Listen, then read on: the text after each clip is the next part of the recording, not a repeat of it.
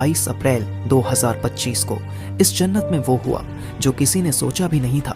दोपहर 2:30 सब कुछ सामान्य था। यहाँ सैकड़ों लोग आए थे, कुछ हनीमून पर, कुछ अपने परिवार संग और कुछ तन्हाई में सुकून ढूंढते हुए।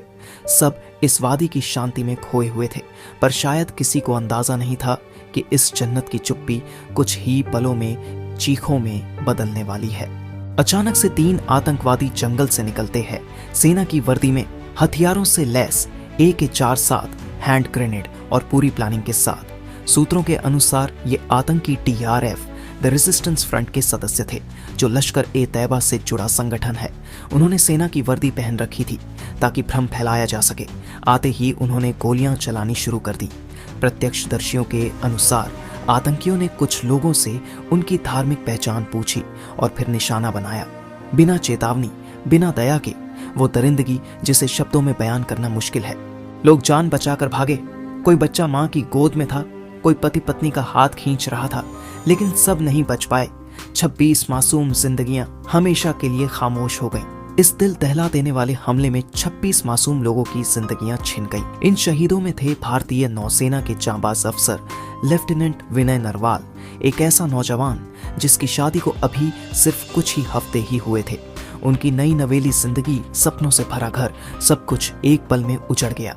एक इंटेलिजेंस ब्यूरो के अफसर भी मौके पर शहीद हो गए। इसके अलावा 2 विदेशी नागरिक, एक UAE और एक नेपाल से थे। 20 से ज्यादा लोग गंभीर रूप से घायल हुए। एक महिला ने कहा, हम सेल्फी ले रहे थे, तभी पीछे से फायरिंग शुरू हुई। सब गिरने लगे। मैं अपने बेटे को लेकर भागी, लेकिन मेरी आंखों के सामने मेरे पति को मार दिया उस दरिंदा ने। हमले के बाद प्रधानमंत्री नरेंद्र मोदी सऊदी अरब से सीधे दिल्ली लौटे। उन्होंने कहा, जो इस हमले के पीछे हैं, उन्हें इंसानियत और कानून दोनों से सजा मिलेगी। गृहमंत्री अमित शाह श्रीनगर पहुंचे। राष्ट्रीय सुरक्षा सलाहकार अजित डोभाल ने सीधे ऑपरेशन की कमान संभाली। सेना, CRPF और जम्मू कश्मीर पुलिस ने संयुक्त सर्च ऑपरेशन शुरू किया। अमेरिका, फ्रांस, जापान, UAE, रूस, सभी देशों ने इस हमले की निंदा की।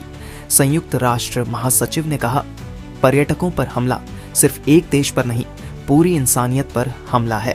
पहलगाम की सड़कों पर सन्नाटा है। टैक्सी ड्राइवर, होटल मालिक, शॉपकीपर सब सहमे हुए हैं। कई यात्रियों ने अमरनाथ यात्रा की बुकिंग रद्द कर दी है। एक लोकल गाइड ने कहा, ये सिर्फ टूरिज्म का नुकसान नहीं, हमारा हौसला भी टूटा है। हर गोली सिर्फ एक शरीर नहीं गिराती, वो पूरे परिवार को तोड़ देती है। लेकिन भारत न पहले झुका है, न अब झुकेगा।